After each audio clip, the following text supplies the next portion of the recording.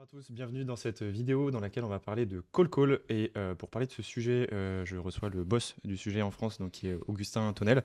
Donc on va essayer de comprendre un petit peu ton parcours, pourquoi tu es légitime pour nous parler de Call Call. Tu vas aussi nous donner pas mal de tips actionnables pour des entrepreneurs ou des directeurs commerciaux qui voudraient implémenter le Call Call dans leur entreprise. On va aussi voir la différence entre le fait d'internaliser le call call en recrutant des profils en interne ou le fait de l'externaliser. Mhm. Donc voilà, je te laisse te présenter, Augustin, si tu veux. Ouais, Et Augustin, je t'ai appelé. tu m'appelles Augustin, j'ai l'impression que Auguste, tu pardon. m'engueules, mais c'est Ouais, pas c'est grave. ça. Et pourquoi tu es légitime pour nous parler de call call? Merci pour l'invitation, mon cher Augustin.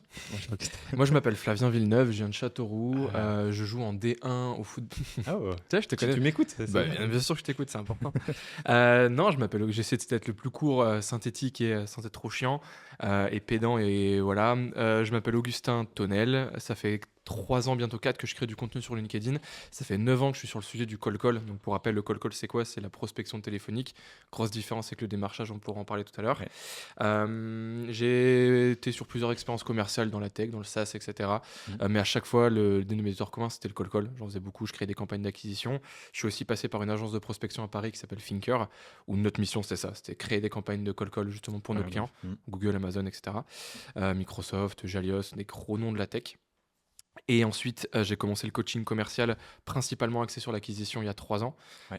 D'abord avec des coachings one-to-one d'entrepreneurs, de commerciaux pour roder ma pédagogie, ma méthode d'enseignement. Mhm. Et ensuite, j'ai ouvert aux équipes commerciales et aux écoles de commerce aussi, ce qui permet de prendre des gros blocs justement de bootcamp, d'avoir des grosses promotions, beaucoup d'étudiants. Ouais. Pour vraiment là, Type Rocket School, tout ouais, ça, type tout ce que tu Rocket fais. School, le Ouais. Redis également, j'avais fait Mhm. ça. J'ai aussi fait une note qui s'appelle Innov, le campus Innov. Donc ça permet vraiment de jongler sur 3 casquettes, vraiment du Mhm. coaching one-to-one où tu peux vraiment aller Ouais, c'est cool ça. ouais, ça j'aime bien. Mhm. Les équipes commerciales où là du coup ils sont un peu tous sur la même proposition de valeur. Et ensuite derrière les grosses promotions d'écoles de commerce où là du coup chacun a un petit peu sa propre entreprise derrière. Ouais. Donc voilà, sinon passionné de sport et passionné de musique et de cinéma. Mhm. Et puis j'habite à Lille moi.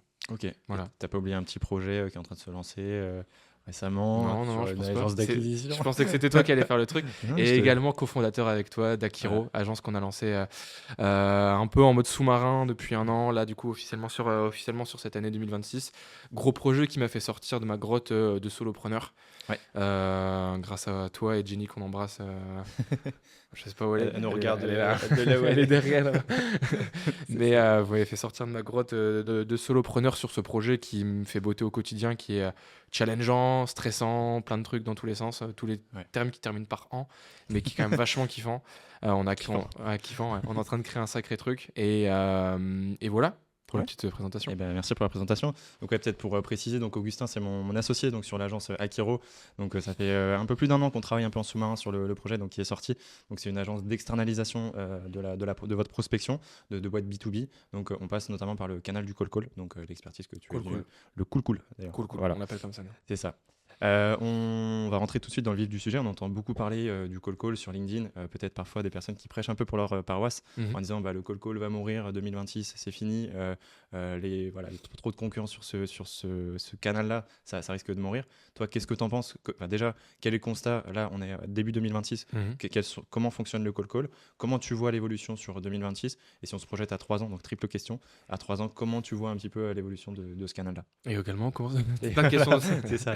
Non, le call call a évolué comme il évoluera toujours, ça c'est évident.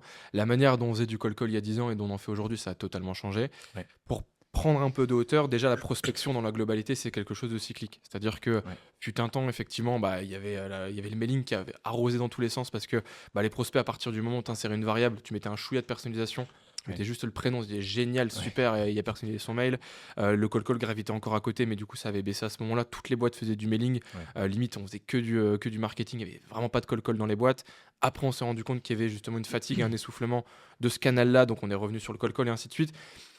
Quand on prend les 30 dernières années, enfin même, allez, je vais pas remonter aussi loin, mais quand on reprend les 20 dernières années, le call call a toujours été là. À intensité différente, ça c'est évident, parce que parfois il y a un canal d'acquisition qui prend le relais. À un moment donné, c'est WhatsApp qui a explosé, du coup forcément il y a un peu moins de call call, bref. Mais le call call sera toujours là dans 10, 15, 20 ans. Pourquoi ? À intensité moindre, j'en ai conscience, ça c'est sûr, mais parce que à partir du moment où quelqu'un prend l'effort de prendre son téléphone et d'avoir un canal synchrone, d'avoir quelqu'un au bout du fil et d'avoir une vraie discussion derrière, automatiquement ça fonctionnera. Ça Mmh. fonctionnera à intensité différente, ça c'est sûr, notamment avec les taux de décroché là qui sont en train de changer dans tous les sens, Ouais. avec notamment les parallèles dialogues qui sont en train d'arriver, avec les IA aussi qui sont en train d'essouffler tout ça.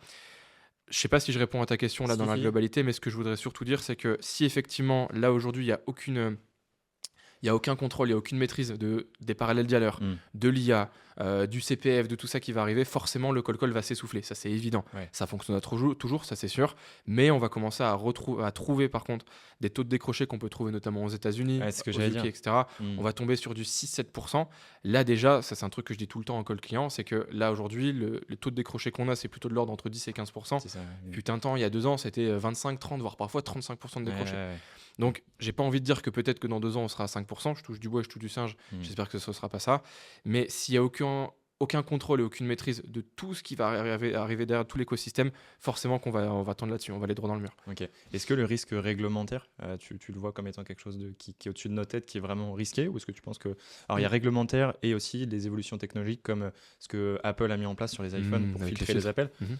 Ouais, je connais un petit peu ta réponse là-dessus, mais, je suis curieux de t'entendre. Ouais. En fait, sur ça, l'avantage comme l'inconvénient qu'on va avoir avec la législation, c'est qu'elle concerne principalement le démarchage téléphonique. Le démarchage téléphonique, c'est le fait de justement faire des appels de vente, Mmh. donc où je veux justement vendre quelque chose au téléphone, sur une cible de particulier. Ouais. CPF, isolation d'euros, Free, SFR, etc. Tout ça, c'est régi, c'est-à-dire que tu peux pas appeler justement sur n'importe quelle heure, tu dois dire à ton interlocuteur qu'il est écouté, etc.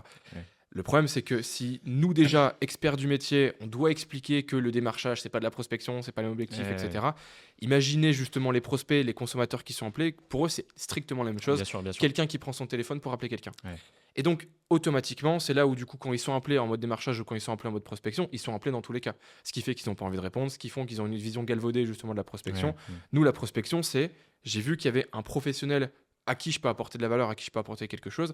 J'ai envie de lui passer un petit coup de fil, justement de faire cet effort-là pour lui dire tiens Bernard, j'ai vu que tu étais sur ce secteur-là. J'ai accompagné X Bernard justement sur ce secteur-là pour faire x3, x4 Ouais. sur leur productivité, qu'importe, on s'en fiche sur la proposition de valeur.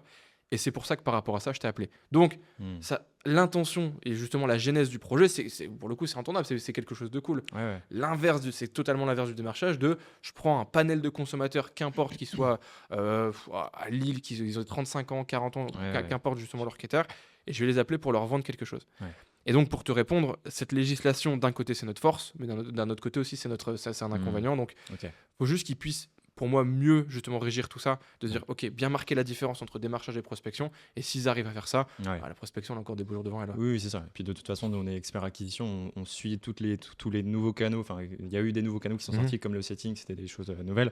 Il n'y a pas des nouveaux canaux qui vont s'inventer tout le temps, mais là, on parle de plus en plus de prospection via WhatsApp. J'ai fait un call avec un prospect hier qui me disait qu'il faisait ça, que c'était des choses qui fonctionnaient bien. Mhm. On saura s'adapter. En fait, toujours, on a un gros travail de veille sur les canaux. Je pense que le call a encore vraiment de beaux jours pour compléter ce que tu disais.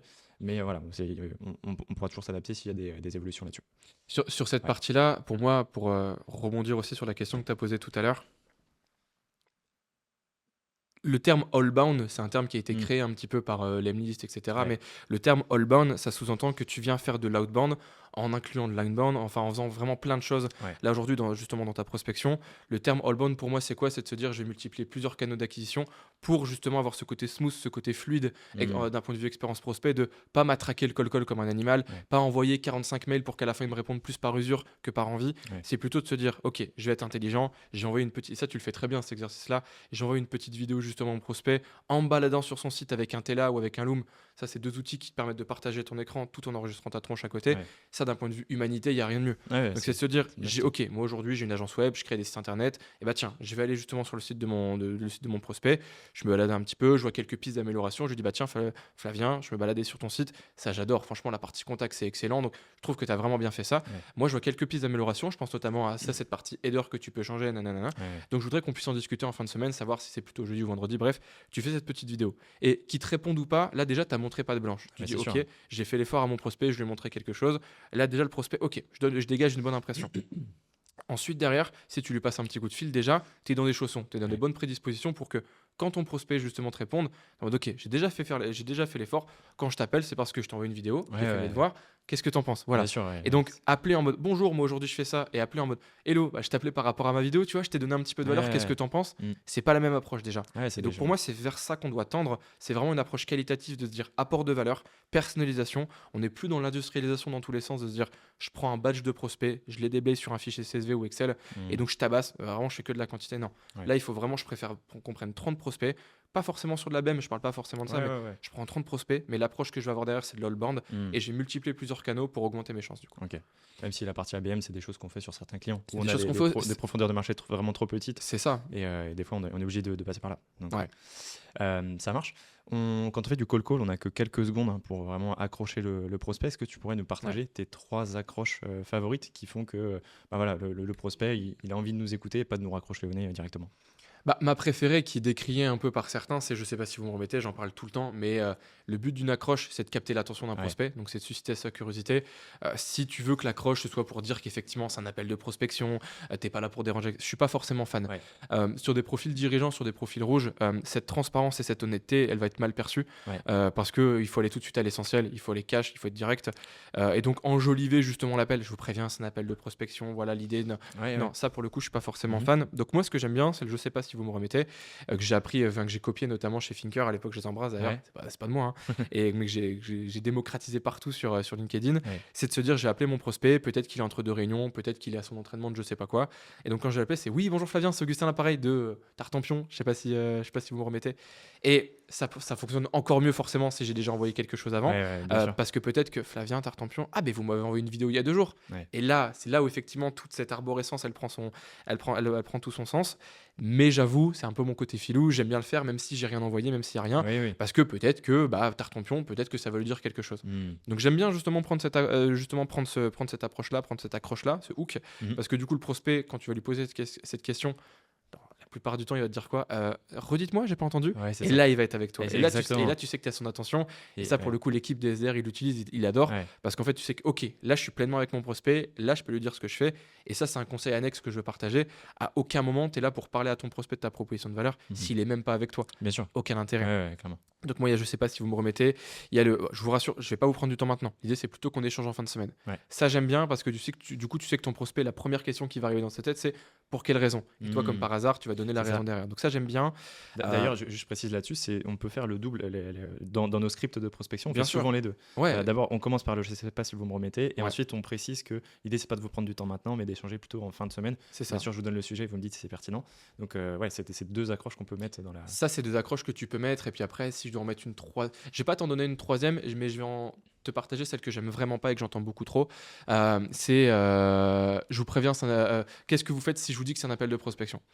Il y a des créateurs de contenu, alors il y en a un qui est hyper connu qui s'appelle Julio, alors peut-être que je vais écorcher son nom, c'est Segantini, celui qui est tout le temps en costard et qui fait des vidéos un peu drôles Ok. quand il fait du téléphone. C'est un coach anglais d'origine italienne, je crois, qui crée énormément de contenu, il est grave suivi.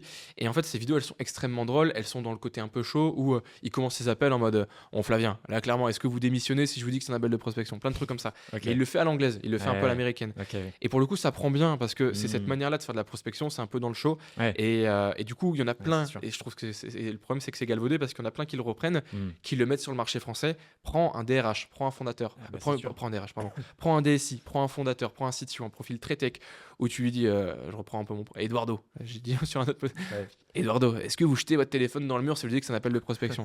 En fait, tu passes pour un pimpin, tu passes Ouais. pour un con, et faut aller tout de suite à l'essentiel. Donc ça, c'est vraiment une accroche que j'aime pas du tout. Il y en a certains qui la reprennent, et je dis pas qu'elle fonctionne pas, je dis juste que pour moi, la manière dont j'imagine le call, c'est tu viens minimiser le risque le plus possible avec des accroches un peu farfelues, avec des trucs comme ça, pour être certain que, comme déjà les taux de décroché sont faibles, comme quand tu as enfin eu un décroché, tu puisses maximiser tes chances de prendre un rendez-vous. Ouais, clairement. Donc faire le côté un peu chaud américain, je suis pas forcément fan. Donc Ok. voilà. Je te partage pas une troisième accroche, Ouais, mais un ouais. truc à pas dire. Très bien, ok. Aussi, quand on fait du call, forcément, des fois ça se passe très bien. Le prospect, on lui pose une suite de questions. Ça, c'est un petit peu le script idéal qu'on crée au début. Et il va prendre un rendez-vous. Mhm. Mais la plupart du temps, que ce soit dès la première question, la deuxième, la troisième, Objection. il y a des Votre objections honneur. qui arrivent. Voilà, objection, votre honneur. Voilà, une question encore de éventuellement trois objections que tu pourrais avoir, qui sont les plus récurrentes, et comment les contrer, justement. Déjà, avant de parler du sujet des objections, moi j'aime bien les dissocier en deux catégories. Ouais. D'un côté, tu as les objections bullshit et d'un autre Ouais. côté, tu as les objections métier. Les objections bullshit, ça va être que tu vendes un verre d'eau, que tu vendes un micro-chure ou que tu vendes un tableau avec Drake dessus. On peut te l'envoyer dans tous les cas. Ouais. Ça va être envoyez-moi un mail, parce que tu peux envoyer un mail sur Drake, la bouteille d'eau et sur le micro. Ça Ouais. va être je suis en réunion, je suis pas intéressé, etc. Donc vraiment, tu as cette catégorie de questions où qu'importe ta proposition de valeur, on peut te l'envoyer. Et ensuite, tu as une autre catégorie de questions, ce qu'on va appeler les objections métiers. Enfin, ce que j'appelle les objections métiers, c'est ah bah tiens, j'ai déjà une fontaine à eau chez moi. Ah bah tiens, j'ai plus de place sur mes murs pour le tableau. Ah bah tiens, j'ai déjà des micros Yeti, j'ai déjà un Blue Yeti chez moi. Ok. Et donc, si effectivement je t'avais appelé pour le tableau, si je te dis j'ai déjà un Blue Yeti, aucun rapport. Ouais. Donc, moi, déjà, j'aime bien prendre de la hauteur quand on se mange une objection dans les chicots, Mhm. c'est de se dire, ok, là, c'est ma casquette d'expert qui va répondre, ou là, c'est ma casquette un peu plus commerciale. Ouais.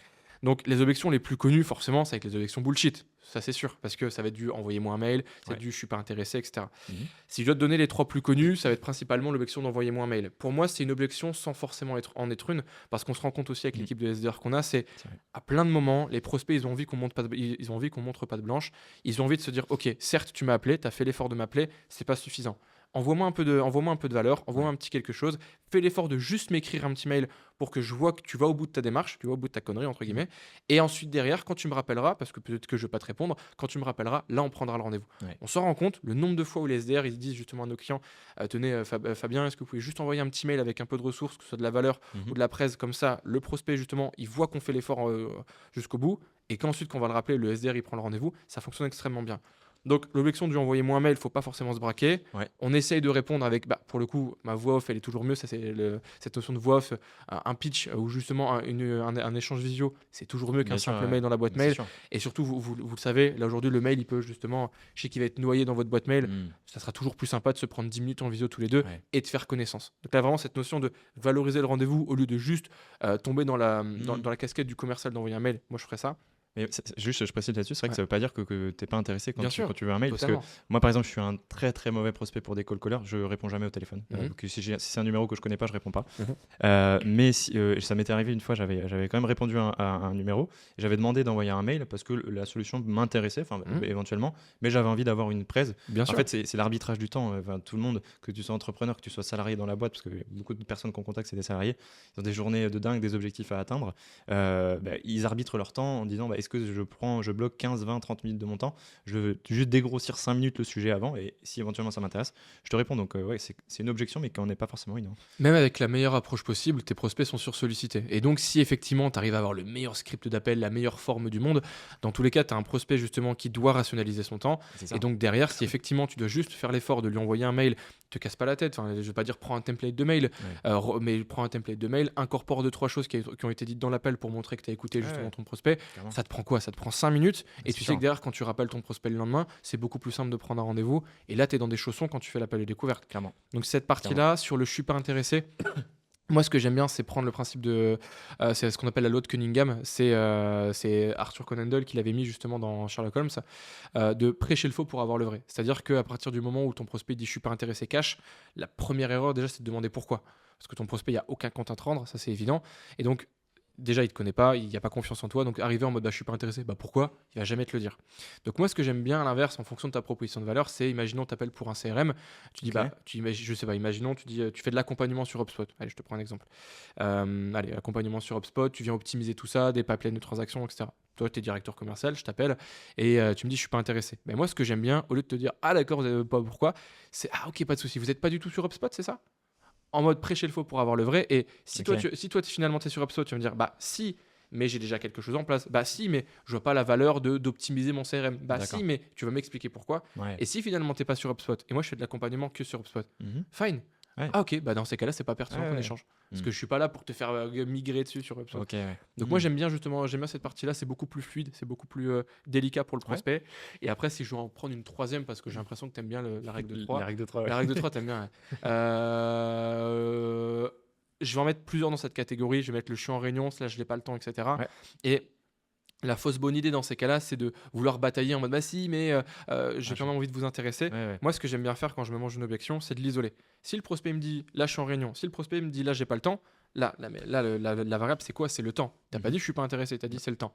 Et dans ces cas-là, soit effectivement, tu as déjà pitché en amont, tu as déjà dit ce que tu faisais, et si ton prospect répond ça, tu le rassures en disant ah non, mais je vous rassure, l'idée, c'est pas d'échanger Ouais. maintenant, on prend le rendez-vous, etc. Et il y a certes, alors je vais sortir un chiffre du chapeau comme ça, mais dans la plupart du temps, quand ton prospect dit je suis en réunion et j'ai pas le temps, et si tu as déjà pitché en amont, c'est qu'il pense que l'idée c'est d'échanger maintenant. Oui, c'est Donc ça. déjà, première étape, rassure-le sur l'idée c'est qu'on échange en fin de semaine, c'est pas maintenant. Et ça, tu le fais au tout début même. Oui, mais même s'il n'a pas compris parce que c'était dans l'accroche, rappelle-le. Et si malgré tout, il dit non, mais là, j'ai pas le temps, enfin, je vois pas de valeur, etc. Et ben, là, j'ai pas le temps d'en discuter là-dessus. Là, dans ces cas-là, tu le rappelles plus tard. Ok, j'entends que là, effectivement, c'est pas le meilleur moment. Vous préférez que je vous rappelle demain matin ou demain après-midi. Et moi, je suis toujours fan, tu sais, sur mes call to action, de proposer 2 créneaux dans lesquels tu es gagnant dans tous les cas. C'est sûr. C'est comme quand tu fais de l'éducation à un enfant, tu préfères t'asseoir sur le canapé ou sur la chaise. C'est ça. Il s'assoit dans tous les cas. Là, c'est exactement pareil. Après, je suis pas papa. Et surtout, quand tu le rappelles après, il peut pas te dire. Enfin, il peut pas. Tu lui as dit que tu le rappelais plus tard, donc tu arrives sur un truc où tu as déjà, même si la relation elle était très rapide, tu es dans des meilleures dispositions pour faire ton appel. Ça, c'est le principe de réciprocité. C'est un principe psychologique qui est génial. C'est à partir du moment où j'ai fait quelque chose, en fait, je suis en attente que tu vas faire quelque chose. C'est un peu comme quand tu vas chez Sephora qui te donne justement un échantillon de parfum au début ou après, du coup, t'es en mode, ok, je vais regarder un peu les parfums quand même par rapport à ce qu'ils font. C'est un peu ça. Ouais, c'est ça. Ok. J'aimerais qu'on rentre sur le sujet un peu internalisation de profil SDR, donc internaliser la compétence call versus l'externaliser. Donc l'idée, c'est dans la mesure du possible qu'on soit le plus neutre possible, parce que nous, on est une agence d'externalisation, donc on pourrait pousser nos services, se dire non, c'est mieux d'externaliser. Première question, tu dirais que quel est le niveau d'attente tu vas me dire, ça va dépendre des marchés, de ce que la personne vend, mais quelqu'un qui a à plein temps, donc qui a 22 jours ouvrés de call dans la semaine, en général... dans la semaine dans le mois, pardon. Dans le mois, combien il est en capacité de générer de rendez-vous, parce que je sais, nous, ce qu'on est en capacité de générer par rapport à un nombre de jours de call en externalisation, mais quelqu'un qui est en interne, quel est le niveau d'attente qui est en full-time, qui fait que ça, qui est recruté dans l'entreprise. Exactement. La centaine d'appels par jour, elle est largement atteignable. Oui, c'est même complètement. Elle est largement atteignable, sincèrement. Même sans parallèle dialer, elle est largement atteignable. Pour rappel, un parallèle dialer, c'est un outil qui te permet de faire plusieurs appels en même temps.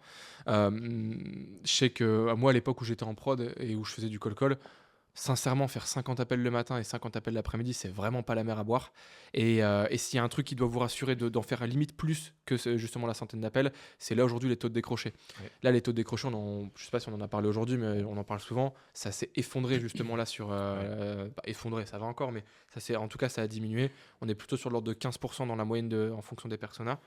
Se dire que tu fais 100 appels par jour et d'avoir 15 conversations, mais juste d'avoir 15 personnes qui te répondent, tu n'auras pas 15 conversations. Sur les 15 personnes qui te répondent, tu en as peut-être 3-4 qui sont en réunion, 3-4 où ils demandent d'envoyer un mail. Donc se dire qu'avoir que 15 personnes au téléphone, même si tu es bon, choper 5 rendez-vous là-dessus, il faut être très bon. Franchement, il faut avoir de la chance. Clairement. Voilà, donc j'ai failli dire autre chose. Et donc, du coup, par rapport à ça, c'est de se dire, ok, forcément, plus je vais faire des appels, plus je vais multiplier mes décrochés. Plus je vais multiplier mes décrochés, plus je vais multiplier mes conversations. Et donc, plus je vais avoir de rendez-vous. Donc, l'idée déjà, avant de se dire, ok, c'est la course à faire le plus d'appels possible, l'idée, c'est de rationaliser la personne qui est en interne, de se dire, déjà, il faut que je comprenne que plus je vais faire des appels, plus je vais avoir des conversations. Et si j'ai la flemme de faire du call, autant ne pas faire du call en fait. Parce que faire du call pour en faire 40-50 appels par jour, en fait, ça va démoraliser. Parce que du coup, tu vas avoir peut-être 7-8 personnes qui te répondent, tu vas prendre un rendez-vous, tu vas dire, oh, ça marche pas, j'ai fait du call toute la journée, j'en ai fait 60, tu vois, j'ai pris un seul rendez-vous, et là, tu es démoralisé. Ok. Ça va dépendre aussi si le BDR, il fait que du call ou s'il gère aussi la création des bases de prospects. C'est la question que je t'ai posée. Est-ce qu'il fait que ça ou est-ce qu'il est sur le sujet ? Après, dans tous les cas, l'idée, c'est de pouvoir bien segmenter les différentes étapes. Moi, c'est un truc que je dis tout le temps. Au lieu de se dire, ok, je vais sur le profil LinkedIn de mon prospect, je regarde un petit peu, je chope le numéro de téléphone, ok, je le prends, je le mets dans le CRM, je l'appelle, il me répond pas, en fait, tu as perdu 5 à 10 minutes. Et donc, du coup, si tu refais ça à chaque fois, en fait, en 1 heure, tu appelles 6 prospects et tu dis, putain, j'ai fait du call pendant 1 heure. Et ça, c'est un discours que j'entends dans toutes les entreprises principalement que je vais coacher, c'est sur ce système-là, c'est moi, quand je fais du call, c'est toute la journée. J'étais sûr que tu fais du call toute la journée. Ah oui, j'arrive à 9h et j'arrête à 17h. Ok, tu peux m'en dire un peu plus ? Et du coup, je me balade sur le profil LinkedIn. Vraiment, c'est le process que je t'ai partagé. Et donc, déjà, à partir du moment où tu viens siloter toutes les étapes justement de ta prospection, première étape, j'ai défini que ma cible, c'était les directeurs commerciaux, à Lille, vraiment dans la métropole lilloise, dans le secteur de la tech, avec justement les entreprises et les TPE, PME. Ok, je définis mon avatar, mon buyer persona. Ouais. Ok, ça je le prends, je crée ma base de données. Au lieu de faire du 1 pour 1 à chaque fois, eh ben, je vais aller en chercher 150, 200, Ouais, 300, 450. Vraiment faire ce taf-là qu'une seule fois. Hmm. Pour ensuite, une fois que j'ai fait ma partie, ce qu'on appelle le mapping, Ouais. je prends mon fichier, je le mets justement dans mes logiciels d'enrichissement, Mhm. notamment Zelig que j'embrasse, qui sont des copains avec qui on fait plein de trucs. Et là, derrière, ça vient s'enrichir automatiquement tout d'un coup, plutôt que de à chaque fois passer l'extension sur tous les profils Ah bah, LinkedIn. c'est sûr. Ouais. Et là, déjà, quand tu fais ça, normalement, ça te prend, allez, si tu débutes là-dessus, ça va te prendre peut-être 2 heures, 2 heures et demie, mais au moins, tu as ton fichier qui peut durer sur tout un mois. Parce qu'après, c'est un jeu de relance aussi, il Ouais. ne faut pas faire ça justement Oui, toutes oui. les semaines. Et une fois que tu as fait ça, là, derrière, ça y est, tu as passé 2-3 heures sur ta partie création de base de données, et là, tu peux tabasser, là, tu peux enchaîner les appels. Et tu mentionnais quelque chose, le fait de préparer, des fois de se dire, bah vas-y, je vais me renseigner un peu sur le LinkedIn de la personne, sur son site internet avant de la contacter. Maintenant qu'il y a les parallèles dialers, comment est-ce qu'on fait? Parce que finalement, tu vas appeler 3 personnes simultanément, ou enfin 3 à 5 personnes simultanément. Mhm. Comment tu fais pour dire, tu vas pas aller checker les 5 profils, ok, lui il a répondu. Est-ce que c'est quelque chose que maintenant, avec ce nouveau process-là, il faut mettre de côté, de se dire, ok, dès que la personne me répond, de toute façon, j'ai fait des listes bien segmentées, donc je sais que c'est tel intitulé de poste dans tel secteur d'activité. Comment on peut gérer cette partie-là maintenant qu'elle est... Le fait de passer un petit coup justement sur le site internet de ton prospect, tu peux le faire, mais c'est hardcore si tu as un parallèle dialer. Ouais, c'est Donc ça. pour moi, il faut siloter ces deux usages. Le premier, c'est si tu prends un parallèle dialer, tu viens prendre le plus de critères possible pour te dire, ok, le fichier CSV que je vais créer, que je vais importer dans par exemple Minari ou dans mon parallèle dialer, il faut qu'ils aient le plus de critères communs ensemble. Donc même persona, même entreprise, etc. Et il faut qu'à la fin, derrière le discours que je vais avoir, ça soit un semblant personnalisé. Parce que si je dis, moi aujourd'hui, j'accompagne les entrepreneurs français, ça va pas. Là, des entrepreneurs en France, il y en a plein, sur plein de secteurs différents, dans plein de catégories, etc. Ouais. Donc déjà, mets le plus de critères possible pour que derrière, quand tu vas sur le parallèle dialer, tu as un semblant de personnalisation. Et ensuite, là derrière, si tu veux vraiment faire cet effort d'aller sur le site internet, le profil LinkedIn, là dans ces cas-là, tu prends pas de parallèle dialer, ça tu peux pas le faire. C'est un usage qui est différent. Et là dans ces cas-là, c'est une stratégie qui est, pour moi, les deux se valent. Sincèrement, les deux se valent. Ça va aussi dépendre de ta profondeur de marché, ça c'est évident. Et justement, cette stratégie j'ai fait un petit tour sur votre site internet, j'ai vu notamment que la partie formulaire, elle était excellente. Par contre, c'est vrai que sur la partie contact, moi j'aurais fait ça notamment. Et ça, c'est vraiment un pan de tout ce que j'ai envie de vous partager sur ce rendez-vous. D'ailleurs, vous êtes dispo quand? Jeudi ou vendredi, tu vois, sur cette partie. Toujours ce petit réflexe de basculer vers le rendez-vous. Donc, déjà, c'est deux approches qui sont différentes et tu fais pas de parallèle dialer si tu veux faire de la personnalisation. Ouais, clairement. Alors, on a des clients sur lesquels d'ailleurs on est obligé de faire de l'ABM par rapport à leur profondeur de marché, où c'est des listes de 15, 20, 30, 50 personnes. Où le call caller, il passe du temps en amont justement pour se renseigner sur le LinkedIn, sur le site internet, pour vraiment savoir, il va même regarder un petit peu l'organigramme, savoir qui sont les personnes au conseil d'administration, pour vraiment comprendre le contexte de l'entreprise. Et là, c'est une approche différente où là, il n'y a pas de parallèle dialer, c'est vraiment des approches différentes. Et du coup, pour revenir un petit peu sur le sujet d'internalisation versus externalisation du call, tu dirais qu'une entreprise, à quel moment c'est mieux pour elle, dans quelle situation c'est mieux pour elle d'internaliser, donc de recruter des profils SDR, BDR, versus l'externaliser, dans quelles conditions doit être l'entreprise pour l'externaliser? Ok. Pour le coup, il n'y a pas de il faut. Parce qu'effectivement, il y a des entreprises, je ne suis pas là pour dire vous n'avez pas d'équipe commerciale, il ne faut surtout pas déléguer, il ne faut surtout pas externaliser, parce qu'on s'est rendu compte qu'il y a certaines entreprises qui, pour le coup, n'ont pas d'équipe commerciale et ça fonctionne très bien, l'externalisation. Par contre, ce qu'il faut, c'est qu'il faut avoir une base solide à partir du moment où tu dupliques, justement, où tu viens placer un acteur externe sur ta partie prospection. Il faut que le relais derrière, commercialement parlant, il soit solide. C'est-à-dire que tu prennes X rendez-vous derrière par un acteur externe ou interne, si derrière sur le process commercial il est pas rodé, tout ça va s'écrouler. Donc pour moi, la première question à se poser, de se dire ok, je veux me tourner vers un acteur externe, c'est de se dire le process commercial qui va reprendre le rendez-vous, qui va prendre le relais, il est solide. Et après, se dire je veux internaliser ou je veux externaliser, moi j'aime bien me dire aussi que forcément faire un mix des deux c'est vraiment pas mal. Parce que se dire qu'il y a une force en interne qui peut aussi appuyer, qui peut aussi faire un peu le laboratoire. Et par contre, ce qui fonctionne extrêmement bien, ce que je peux dupliquer, je le file à des acteurs externes pour appuyer sur le bouton justement. Accélération, ça j'aime bien justement. Donc je sais pas si j'ai répondu à ta question, mais la question à se poser c'est de se dire ok, si je vais me tourner vers un acteur externe, est-ce que j'ai un process commercial solide pour reprendre le relais et est-ce que j'ai bien validé en amont que la cible que je vais adresser c'est une cible justement qui est actée, c'est bon, c'est qualifié. Faire du d'externalisation en mode laboratoire, j'y crois pas forcément. Parce qu'en fait, du coup, tu vas aller là-bas avec des attentes quand même de rentabilité, des attentes quand même de conversion.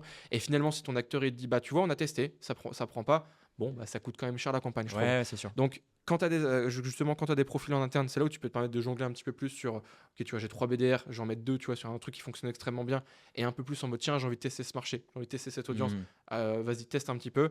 Et par contre, quand j'ai validé justement une audience et un secteur, et un discours, une proposition de valeur, une offre, là, je me tourne justement vers un acteur externe.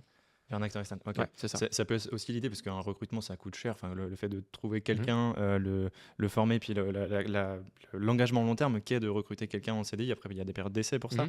Ça peut être aussi de tester justement avec un prestataire externe, de valider ou invalider le canal du call. Il y a des secteurs sur lesquels... Ça te coûtera cher aussi, parce que du coup, tu vas prendre un acteur externe pour tester quelque chose, et si tu te rends compte que ça prend pas, en fait, tu as quand même payé quelque chose, tu vois. Donc, que tu payes un acteur externe pour tester un marché, ou que tu prends un profil interne, tu vois, il y a la période d'essai quand même, tu vois. Après, ce que tu peux faire, c'est que tu peux prendre un freelance, juste un freelance, tu vois, pas une agence, tu vois. Ça, c'est le juste milieu. Tu prends un freelance pour tester quelque chose. Tu dis, bah tiens, là aujourd'hui, j'ai une nouvelle offre, j'ai envie de tester cette audience-là, etc. Pour pas prendre un SDR tout de suite pour m'engager avec un SDR. Donc, tu prends juste milieu de juste avoir un seul profil, pas une agence, comme Akiro notamment. Et là, ensuite, derrière, tu peux dire, ok, j'ai validé avec un profil, une offre, un message, etc. Là, je peux prendre quelqu'un en full-time qui va lui parler. Et ce que je trouve difficile, mais c'est pareil avec les agences, avec les freelances ou le profil interne, c'est que si tu prends le mauvais freelance, tu prends la mauvaise agence ou le mauvais recrutement en interne et que ça fonctionne pas, ça vient peut-être des compétences de la personne. Et du coup, tu vas te dire, ah bah non, le call, c'est pas fait pour moi, sur mon secteur, ça fonctionne pas. Donc c'est toujours difficile. Donc tester peut-être si, après une mauvaise expérience, on a déjà eu des clients comme ça où ça fonctionnait pas bien et parce que ça n'avait pas bien fonctionné par d'autres paramètres que vraiment leur marché lui-même. Donc faut pas hésiter aussi à retester, parce que le call c'est quand même une approche qui est très on va dire humaine, où on contacte quelqu'un par téléphone pour lui parler d'une problématique qu'il pourrait avoir, pour lui pousser un service. Donc il n'y a pas de raison que ça ne fonctionne pas, ça fonctionne sur énormément de marchés. Donc voilà. En fait, les 3 spots, que ce soit avoir quelqu'un en interne, avoir un freelance solo et avoir une agence, les 3 spots se valent. C'est ça. Ça, pour le coup, c'est du 33, 33, 33. L'idée, c'est surtout de se dire que la force de l'agence, c'est d'avoir un collectif derrière. Que tu prennes quelqu'un en interne ou que tu prennes un freelance tout seul, c'est une seule personne qui fait le taf. Et donc, si ça va pas, tu dois aller solliciter avec un autre son de cloche. Donc, la force de l'agence, c'est de se dire, ok, si ça marche pas avec un collab, j'essaie avec un autre collab. Et ainsi de suite, ainsi de suite. Nous, on a entre 10 et 15 gars qui tournent là dans l'équipe. Donc, si ça marche pas avec un, ça switch. Ça switch, pardon. Là, j'ai parlé un peu trop vite. Là, j'avoue. Jenny, elle va m'engueuler. Et par contre, la force, tu vois, d'avoir quelqu'un en interne, c'est de te dire la courbe de progression, de montée en compétences, mais elle va être royale, parce que c'est quelqu'un qui va être tout le temps sur ma proposition de valeur. Et là, en l'espace de 1 mois, il va faire que ma proposition de valeur, que mon offre, tous les jours, là sur 22 jours ouvrés par mois, 21, 22 jours par mois. Et là, pour le coup, là, c'est un avantage aussi, tu vois. Clairement. J'aimerais qu'on revienne un petit peu sur des conseils très actionnables. Il y a 2 enjeux, enfin 2 briques principales quand on fait du call. L'une, c'est la partie ciblage que je développerai peut-être un petit peu après, et l'autre, c'est la partie vraiment script d'appel. C'est quoi ton process pour créer un script d'appel qui fonctionne bien? Le meilleur message adapté par rapport à la meilleure cible. C'est vraiment, en fait, Drop the mic. Drop the mic. En fait, c'est vraiment ça. C'est qu'importe ce que tu dis à ton prospect, qu'importe la forme, parce qu'il y en a beaucoup trop qui se concentrent sur la forme. Pour moi, le fond, c'est la forme qui remonte à la surface. La forme, c'est le fond qui remonte à la surface. J'ai voulu lâcher une punchline, j'ai mal fait. Mais donc, si tu veux, je peux le refaire, si tu veux un extrait. Mais cette expression, elle veut tout dire. C'est surtout que t'auras beau envoyer de l'énergie, t'auras beau faire des appels debout, t'auras beau avoir un giga sourire. Et ça, pour le coup, c'est des conseils que je vois sur LinkedIn. Et qui sont vrais en soi. Qui sont vrais en soi, mais c'est du 2%, c'est du 3%. C'est comme quelqu'un qui se dit, il faut que tu prennes de la protéine en poudre. Je prends le parallèle du sport. Il faut que tu prennes de la protéine en poudre. Il faut que tu mettes des protections de poignet, etc., etc. Oui, c'est bien, mais en fait, si tu fais le mouvement mal de base, que tu fais du développé couché comme ça, que tu as des protections de poignet ou pas, ton épaule, elle est pétée. Donc, l'idée, c'est de se concentrer sur la fondation. Et quand moi, je crée un script d'appel, tout script d'appel qui fonctionne, il est aligné par rapport à quoi? C'est, j'ai une proposition de valeur qui s'appuie sur des bénéfices. Pourquoi je préfère toujours avoir une proposition de valeur qui parle de bénéfices dans mes scripts plutôt que de résolution de problématiques? C'est parce qu'en face de toi, tu as un prospect là aujourd'hui qui te connaît pas. Donc, s'il te connaît pas, il te fait pas confiance. Et donc, à quel moment il va mettre son ego de côté pour se dire, Flavien, tu m'appelles, en 30 secondes, j'avoue, j'ai ce problème-là dans ma boîte. C'est sûr. Donc ça, pour le coup, ça, c'est vraiment, c'est le premier axe que tu vas prendre. C'est un axe tourné vers le positif, vers le bénéfice. L'avantage aussi du terme bénéfice, c'est que tu peux te projeter.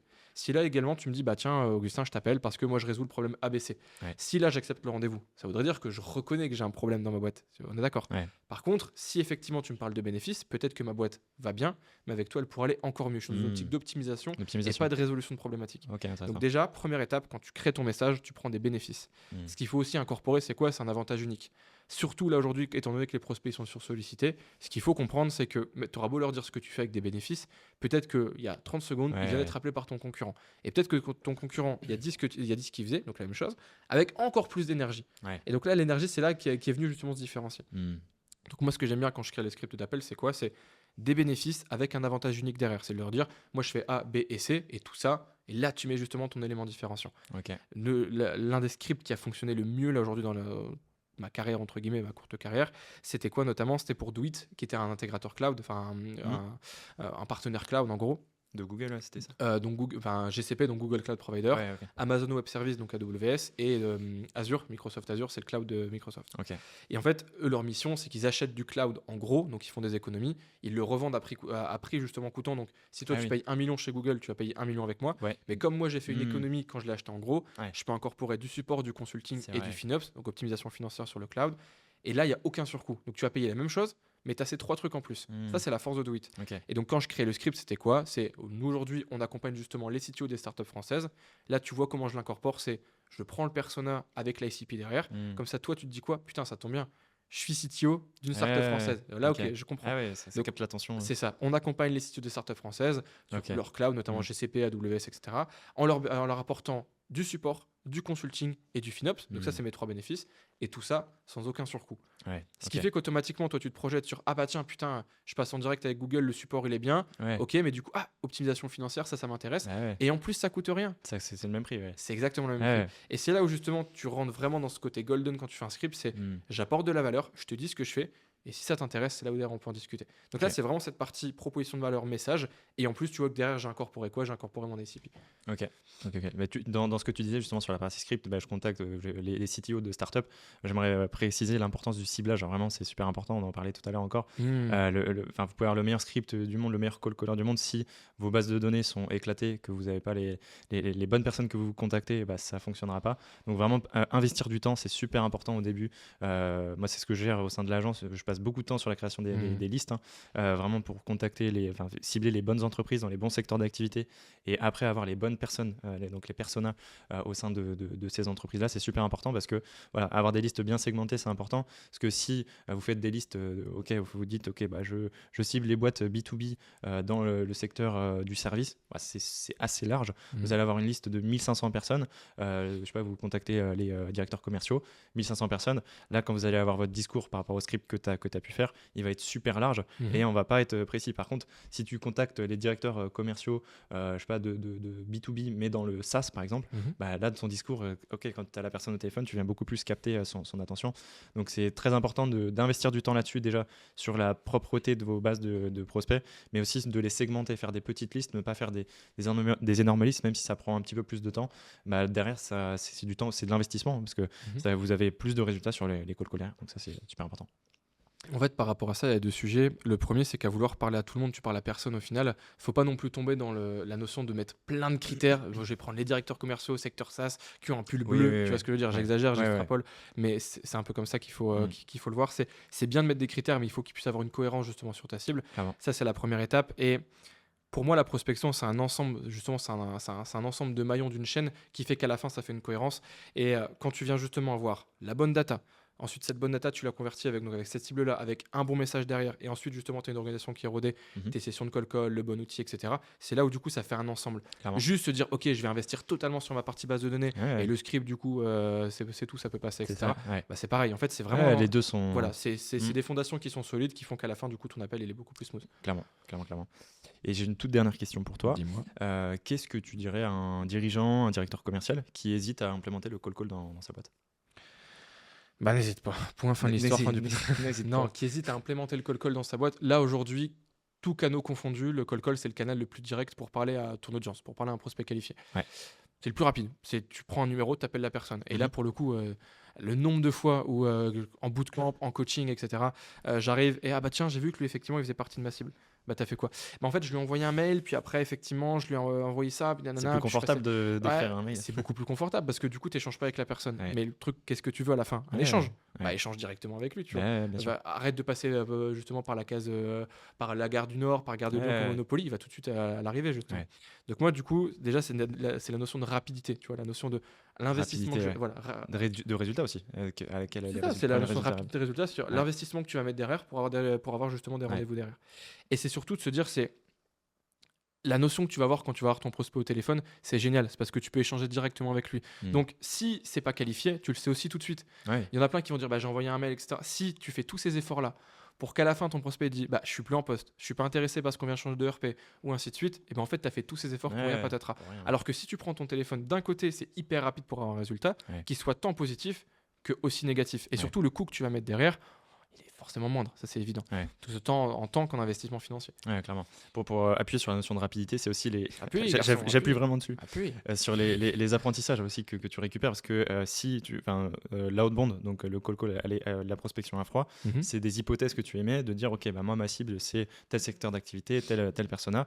En fait, assez rapidement, si il n'y a rien de mieux que d'échanger avec un humain au téléphone, et si la personne te dit, bah non, c'est pas moi qui gère ça dans l'entreprise, je sais pas, je ciblais le RRH, mais en fait, c'est le responsable de la formation. En fait, la personne a systématiquement dit, ah bah non, moi, je gère pas les sujets de formation, il faut contacter un tel. Ah, Tu ok. sais que tu vas changer de cible. Exactement, l'hypothèse que j'avais, après 1, 2, 3 journées de call, je peux me dire, ok, ma cible n'était pas bonne. Pareil au niveau du discours, on essaye toujours d'avoir les scripts d'appel les plus tranchants dès le début, mais ça nous arrive après quelques sessions, de modifier un petit peu le script bien parce sûr. qu'on a des retours terrain. À l'inverse, d'autres canaux, typiquement, je prends du mail ou même des séquences LinkedIn, c'est difficile d'interpréter la data parce que, ok, est-ce que c'est mes mails qui sont pas arrivés en messagerie? Est-ce que c'est mon objet d'email qui n'est pas bon? Donc là, méthode d'ouverture, est-ce que peut-être je vais changer mon objet de mail? Est-ce que c'est ce que j'ai dans le corps de mon mail? Mais quelle étape n'est pas bonne? En fait, c'est vraiment, faut analyser ça. C'est beaucoup plus difficile de réajuster le tir. Là où en call, vraiment, si la cible, il faut la changer ou le script, il faut le changer, on a des résultats beaucoup plus rapides, quoi. Donc cette notion de rapidité, elle est à plusieurs niveaux. En fait, c'est le côté itératif et réactif où tu peux t'adapter justement tant la stratégie que tu as mis en place que toi en tant que commercial, que toi en tant que personne. Ouais, c'est ça. C'est tous les éléments que tu vas mettre dans ta stratégie, tu peux les modifier, c'est l'avantage. Et moi, je préfère largement un script qu'on évolue qui change au bout de 2 jours, plutôt un script qui dure pendant un mois. Parce que du coup, ça veut dire qu'on a vite réagi, on a vite Ouais, c'est effectivement sûr. pris le phrasé, pris le verbatim, etc. On avait justement de la data pour changer tout ça. Donc déjà, c'est toute la stratégie que tu vas mettre en place. Tu te rends compte que la cible est pas bonne, le discours est pas bon, les messages, les bénéfices que tu as choisis sont pas bons, change tout de suite. Ouais, C'est clairement. vraiment ce côté itératif. Et d'un autre côté, moi, ça fait 9 ans que je fais là, j'en fais plus aujourd'hui, mais j'ai fait du call pendant 9 ans. Mes 4 premières années, c'était les pires années de ma vie. Ouais. Pourquoi? Parce que je délivrais tout le temps le même message, parce que ce côté itératif où moi je vais changer en tant que personne, il changeait pas. Donc c'est vraiment, je claque ma tête contre le mur, je prends le script qu'on me donne, j'y vais, j'envoie, je tabasse, etc. Et je change pas ce que je dis, je change pas la manière dont je l'envoie, etc. Et le switch qui a fait que j'ai aimé le call, parce qu'il faut y aller pour aimer le call, Bien sûr, ouais. c'est de se dire, je vais me rendre compte que c'est un aspirateur à data, c'est un laboratoire à ciel ouvert, et toute la data que je vais récupérer, je vais Ouais. garder ce qui fonctionne, et par contre, ce qui fonctionne pas, je le dégage. Et ça, c'est un truc qu'on dit auprès de nos clients, de nos coachés, tout ce que tu veux. C'est si tu claques ta tête contre le mur et tu fais tout le temps la même chose, forcément que tu auras tout le temps les mêmes résultats. Clairement. En call, en prospection, en sport, dans ta vie, c'est tout le temps la même Ouais. chose. Par contre, à partir du moment où tu prends de la hauteur, où tu analyses ce qui fonctionne, tu le gardes, et par contre, tout le superflu, tout ce qui fonctionne pas, tu le dégages, Ouais, clairement. là, ça fait l'entonnoir. Là, justement, tu avances à vitesse grand V. Complètement. Écoute, merci Augustin De pour rien, Flavien. tous ces conseils. On part en ASMR. Je pense que ça va servir à beaucoup de personnes. Donc tous les conseils que tu as J'espère. partagés, c'était très très actionnable. Donc merci pour ça. Vous retrouvez donc tous les liens en description si vous voulez prendre rendez-vous avec nous. Donc que ce soit pour externaliser votre prospection ou vous café. faire coacher là-dessus, ou un café aussi. café, C'est un c'est café virtuel, c'est Café. toujours sympa. Donc voilà, merci pour ta venue Augustin. Est-ce que tu veux conclure avec un mot de la fin? Mot de la fin.